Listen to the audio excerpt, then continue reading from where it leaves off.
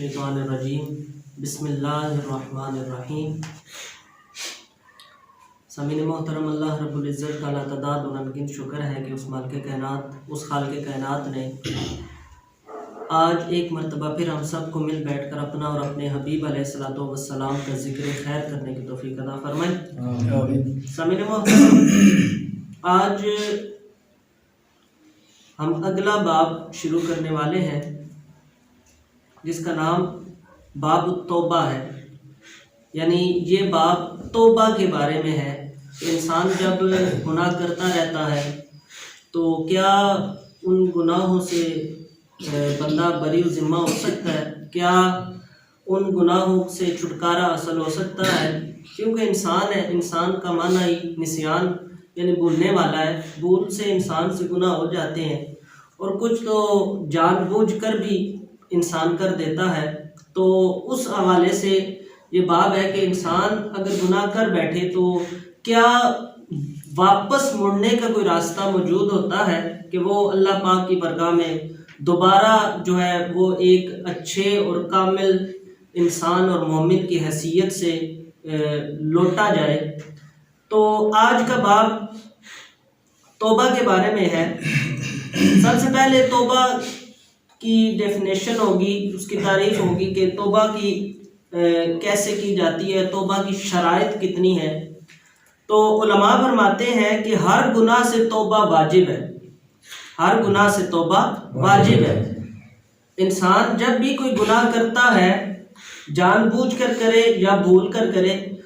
تو اس سے توبہ جو ہے وہ زندگی میں واجب ہے کہ وہ اس سے توبہ کرے۔ یعنی اگر گناہ کر لیا کوئی، اب گناہ کی بھی بے شمار قسمیں ہیں۔ اگر جھوٹ بول دیا، غیبت کر دی، نماز نہیں پڑھی یا روزہ نہیں رکھا، کوئی بھی گناہ، یعنی وہ حقوق اللہ سے بھی ہو سکتا ہے اور حقوق العباد سے بھی ہو سکتا ہے کہ انسان نے اگر حقوق اللہ چھوڑ دیے یا حقوق العباد میں کوتاہی برتی تو اس سے توبہ جو ہے واجب ہے۔ اب اگر گناہ کا معاملہ بندے اور اللہ کے درمیان ہو، یعنی حقوق اللہ کی بات ہو رہی ہے، یعنی گناہ جو کیا ہے وہ اللہ اور بندے کے درمیان ہو، یعنی حقوق اللہ ہو، یعنی اس نے نماز نہیں پڑھی تو یہ بندے اور اللہ کے درمیان معاملہ ہے، یا روزہ نہیں رکھا تو یہ اللہ اور اس بندے کے درمیان معاملہ ہے، یا اسی طرح حج نہیں کرتا، زکوٰۃ نہیں ادا کرتا، تو یہ معاملہ اس بندے اور اللہ کے درمیان ہے۔ تو یہ بات یہاں ذکر کی گئی ہے کہ اگر گناہ کا معاملہ بندے اور اللہ کے درمیان ہو، کسی آدمی کے حق سے اس کا تعلق نہ ہو، یعنی حقوق العباد سے نہ ہو، یعنی جو گناہ کیا ہے وہ حقوق العباد میں سے نہ ہو، تو اس وقت توبہ کی 3 شرائط ہیں۔ ٹھیک ہے، جب حقوق اللہ میں سے اگر انسان کوئی گناہ کرتا ہے تو اس وقت توبہ کی جو ہے وہ 3 شرائط ہے۔ جب یہ تینوں شرطیں پوری ہوں گی تب آپ کی توبہ قبول ہوگی۔ ٹھیک ہے، یہ نہیں ہے کہ گناہ کر دیا، مسجد میں آیا اور سجدہ کیا، اللہ سے دعا مانگی، واپس چلا گیا اور پھر دوبارہ وہی گناہ کرنا شروع کر دیا۔ اس طرح نہیں ہوتا، بلکہ توبہ کی 3 شرائط جو ہے، جب گناہ حقوق اللہ سے ہو، یعنی نماز نہیں پڑھی، روزہ نہیں رکھا، یا کوئی اس طرح جو حقوق اللہ سے تعلق رکھتے ہیں معاملات، تو اس میں جو پہلی شرط ہے، پہلی شرط یہ ہے کہ انسان اس گناہ سے رک جائے۔ ٹھیک ہے، پہلی شرط جو توبہ کے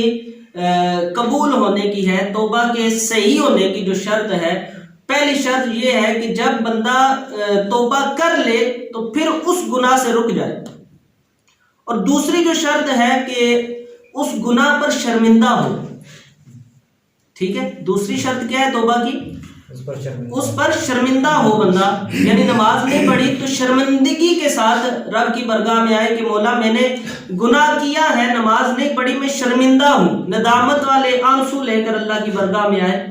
تو یہ توبہ کی دوسری شرط ہے۔ پہلی شرط کیا ہے کہ اس گناہ سے رک جائے، دوسری شرط کیا ہے کہ اس پر ندامت ہو، یعنی وہ گناہ پر شرمندہ ہو، اور تیسری شرط یہ ہے کہ اس گناہ کو دوبارہ نہ کرنے کا پختہ ارادہ کر لے وہ انسان۔ ٹھیک ہے، یہ پہلے میں نے بات ذکر کی، یعنی اس گناہ کو دوبارہ نہ کرنے کا، یعنی اگر انسان نے جھوٹ بولا ہے تو آ کر توبہ کر رہا ہے کہ میں آئندہ جھوٹ نہیں بولوں گا، اور باہر جا کر اس نے جھوٹ بولنا شروع کر دیا، تو یہ توبہ صحیح نہیں ہوگی۔ آگے اس میں ذکر ہے کہ اگر ان میں سے کوئی ایک شرط بھی نہ پائی گئی تو توبہ اس کی صحیح نہ ہوگی۔ یعنی اگر گناہ سے توبہ کرنے کے لیے آیا ہے اور شرمندہ نہیں ہے، یعنی ایک شخص شرمندگی بھی ہے، ندامت ہے، شرمندہ نہیں ہے، بس ویسے ہی آیا ٹوٹل پورا کرنے کے لیے جسے ہم کہتے ہیں، ٹھیک ہے، یعنی ٹوٹل پورا کرنے سے مراد کیا میں لے رہا ہوں یہاں، آپ بھی اپنے اگر سوچے تو یہ بات اسی طرح ہے کہ استعصمی کی شب آ کر 2 سجدے دے دیے، ہم نے توبہ کر لی، ٹھیک ہے، یا شب برات کی جو 15ویں شعبان کی رات ہوتی ہے تب آ کر 2 سجدے دے دیے، ہم نے توبہ کر لی، ٹھیک ہے، یعنی مبارک راتوں میں آ کر بس ٹوٹل پورا کرنے والی بات اس طرح نہیں توبہ آپ کی قبول ہوتی، کوئی بھی گناہ ہو، ٹھیک ہے، تو اس پر شرمندگی ضروری ہے، شرمندگی ضروری ہے، اور دوسری جو تیسری شرط ہے کہ اس گناہ کو دوبارہ نہ کرنے کا پختہ ارادہ کر لے۔ جھوٹ بولا، باہر جا کر دوبارہ جھوٹ بولنا شروع کر دیا، یا نماز نہیں پڑھتا، ایک بار توبہ کر لی، مسجد میں آ گیا، نماز پڑھی، ہفتہ نماز پڑھی، دوبارہ پھر اسی طرح، تو یہ توبہ آپ کی صحیح نہ ہوگی۔ یعنی صحیح نہ ہونے سے کیا مراد ہے کہ آپ کی اگر توبہ صحیح نہ ہوئی تو اس کا مطلب یہ ہوا کہ آپ نے جو توبہ کی تھی وہ آپ کی توبہ قبول ہی نہیں ہوئی، اور آپ نے جو پہلے گناہ کیے تھے وہ اسی طرح باقی ہیں، سمجھ آئی؟ یعنی گناہ اسی طرح باقی ہے، یعنی آپ نے جھوٹ بولنے پر توبہ کر لی، ٹھیک ہے، اور دوبارہ باہر جا کر جھوٹ بولنا شروع کر دیا، تو گویا کہ یہ پتہ چلا کہ آپ دوبارہ جو جھوٹ بول رہے ہیں اس کا بھی گناہ، اور جو توبہ سے پہلے کیے جھوٹ بولا تھا وہ بھی گناہ دوبارہ آپ پر لوٹ آئے گے، ٹھیک ہے، کیونکہ توبہ کی شرائط ہی اس میں نہیں پائے گی، آپ کی توبہ ہی صحیح نہیں ہوئی تو پھر کہاں سے وہ آپ کے گناہ معاف ہوں گے، بلکہ وہ دوبارہ لوٹ آئیں گے۔ اور اسی طرح اگر حقوق اللہ کے علاوہ جو آپ کا گناہ ہے وہ حقوق العباد سے ہو، یعنی بندوں کے حقوق سے ہو، تو اس وقت توبہ کی 4 شرائط ہے، ٹھیک ہے، توبہ کی 4 شرائط ہیں، اور جو 3 شرائط ہیں جو پہلے ذکر کر دی گئی ہیں یہی شرائط ہے، ٹھیک ہے، یعنی گناہ سے رک جائے، شرمندہ ہو اور آئندہ گناہ نہ کرنے کا پختہ ارادہ کر لے۔ اور چوتھی شرط جو اس میں ایڈ کی گئی ہے جب حقوق العباد سے ہو، یعنی کسی کا آپ کسی کا راستہ بند کر دیا، یہ بھی بندوں کو اذیت پہنچانے والی بات ہے، کسی کی غیبت کر دی یا لڑائی کروا دی یا کچھ اس طرح کے گناہ جو حقوق العباد میں پائے جاتے ہیں، حقوق العباد میں ان کا ذکر ہوتا ہے، تو اس وقت جو توبہ کی چوتھی شرط ہوگی یہ ہے کہ حقدار کے حق سے بری ہو، یعنی حقدار کے حق سے بری ہو۔ اب اس سے کیا مراد ہے؟ اس سے مراد یہ ہے کہ اگر آپ نے کسی کا مال کھایا ہے تو جتنا کھایا ہے اس کو واپس کرنا ہے، پھر رب کی بارگاہ میں توبہ کرنے کے لیے آنا ہے، ٹھیک ہے۔ اگر کسی کی تہمت لگائی ہے کسی پر کہ فلاں، تہمت کا آپ کو پتہ ہے نا، یعنی عموماً یہ معاشرے میں بہت زیادہ پائی جانے والی چیز ہے، بہت زیادہ پائی جانے والی چیز ہے تہمت، اور بے دریغ ہو کر ہم لگا دیتے ہیں۔ یہ کیا ہے؟ تہمت کی تعریف یہ ہے کہ یعنی جو عیب اس بندے میں نہ پایا جاتا ہو آپ اس کی نشاندہی کر رہے ہوں خود بیٹھ کر، یعنی مثال دے رہا ہوں، فلاں کی بیٹی فلاں کے ساتھ بھاگ گئی، بشک وہ بھاگی نہ بھاگی ہو، یا فلاں کا فلاں کے ساتھ تعلق تھا یا تعلق ہے، ٹھیک ہے، یا فلاں یہ کام کرتا ہے، حالانکہ وہ یہ کام نہیں کر رہا، آپ نے ادھر ادھر سے سنی اور آگے جا کر تیسری جگہ بھی بتا دیں، ٹھیک ہے، تو جس پر تہمت لگائی ہے اس سے جا کر معافی مانگنی ہوگی، پھر رب کی بارگاہ میں آنا ہوگا، تب آپ کی توبہ قبول ہوگی۔ اسی طرح اگر کسی کی غیبت کی ہے تو غیبت کرنے والے کے پاس جانا پڑے گا، جس کی غیبت کی ہے اس کے پاس جانا پڑے گا، اس سے معافی مانگنی پڑے گی، پھر رب کی بارگاہ میں معافی ہوگی۔ تو بڑی سخت باتیں ہیں یہ، تو یہ ہم میں پائی بھی جاتی ہیں، ہم میں پائی بھی جاتی ہیں، اللہ پاک ہمیں اس سے بچنے کی توفیق عطا فرمائے۔ تو اب توبہ کے باب میں جو آیات مبارکہ ہیں وہ آپ احباب سن لیں۔ اللہ پاک نے ارشاد فرمایا کہ وَتُوبُوا إِلَى اللَّهِ جَمِيعًا أَيُّهَا الْمُؤْمِنُونَ لَعَلَّكُمْ تُفْلِحُونَ، کہ اے مومنو اللہ سے توبہ کرو تاکہ تم فلاح پاؤ، یعنی فلاح پانی ہے تو توبہ کرنی پڑے گی، یعنی کامیاب ہونا ہے، فلاح سے مطلب کامیاب ہونا ہے تو پھر توبہ کرنی پڑے گی۔ اسی طرح اللہ پاک نے ارشاد فرمایا استغفروا ربکم ثم توبوا الیہ، کہ تم اپنے رب سے بخشش مانگو پھر اس کی بارگاہ میں توبہ کرو، یعنی بخشش مانگنی ہے تو توبہ کرنی پڑے گی۔ اسی طرح رب نے ارشاد فرمایا کہ یا ایھا الذین آمنوا توبوا الی اللہ توبۃ نصوحا، بڑی مشہور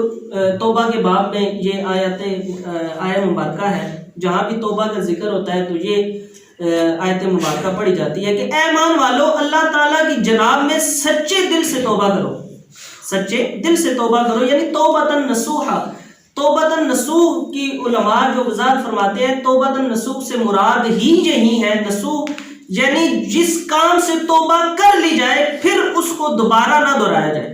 جس عمل سے بھی آپ نے توبہ کر لی پھر اس کو دہرایا نہ جائے، اس سے مراد توبۃ نصوح ہے۔